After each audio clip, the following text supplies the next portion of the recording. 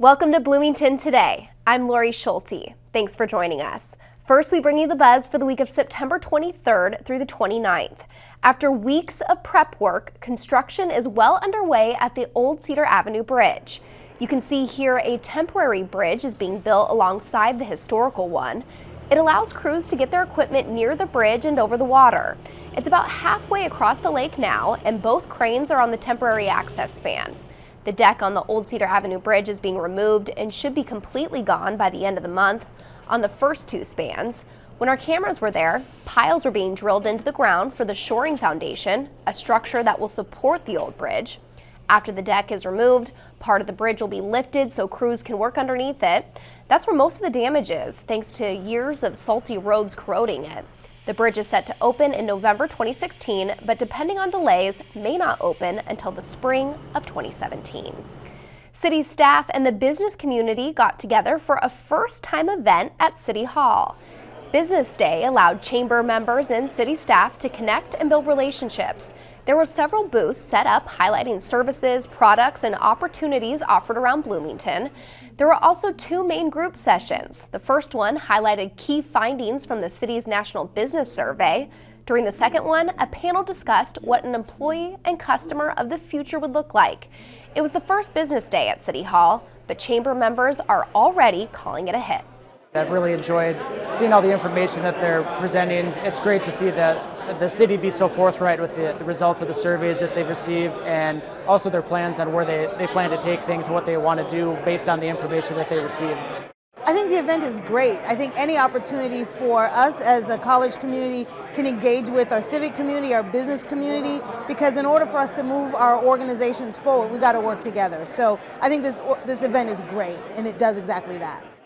And we will hear more about this event and those business survey results in next week's show, so make sure to tune back in for that. While Civic Plaza and its services were on display for that event, coming up, another city facility will host visitors and share information. The Creekside Community Center Open House and Safety Fun Fest is coming up on October 3rd. It will run from 10 to 1. Residents can learn about the programming at Creekside, including the several dozen clubs and classes for people 50 and older. I don't think people realize, especially for adults 50 plus, the huge wide array of programs that we have available. Not only here, but we also have a flower club that works out at Normandale Lake, as well as our walking club that meets at several different sites twice a week throughout Bloomington. Our programs are unique that they're all led by an older adult volunteer. So you've really got people in charge of it that really enjoy it and are interested and are very welcoming to new members and really want to expand their programs. The police and fire departments will also be there. The police department will have a squad car, K9, and SWAT team at the event. They'll also share tips on what to expect if you're pulled over.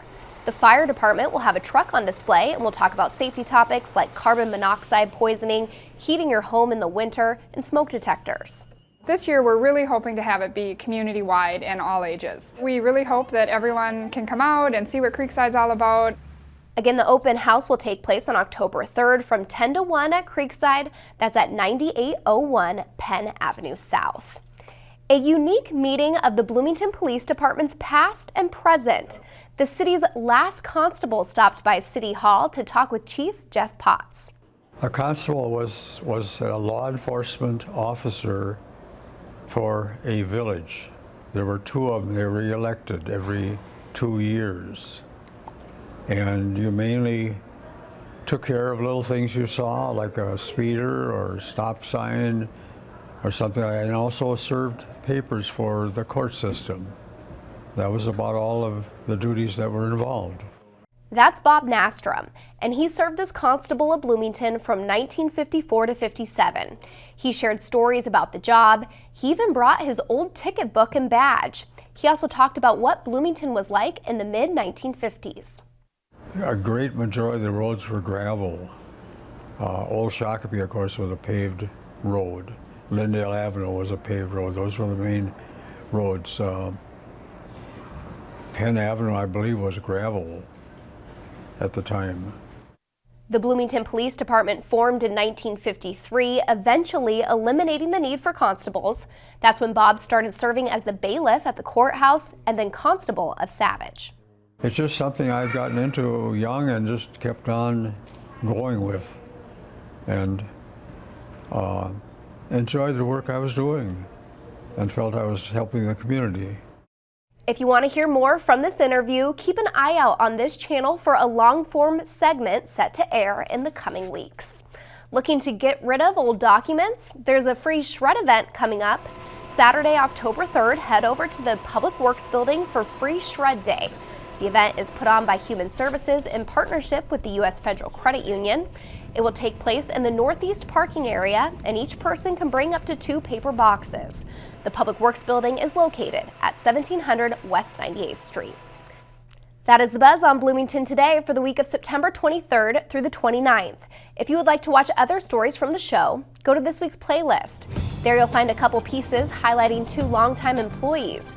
You'll also find a story on the street sweepers headed for a neighborhood near you. Check them out, and thanks for watching.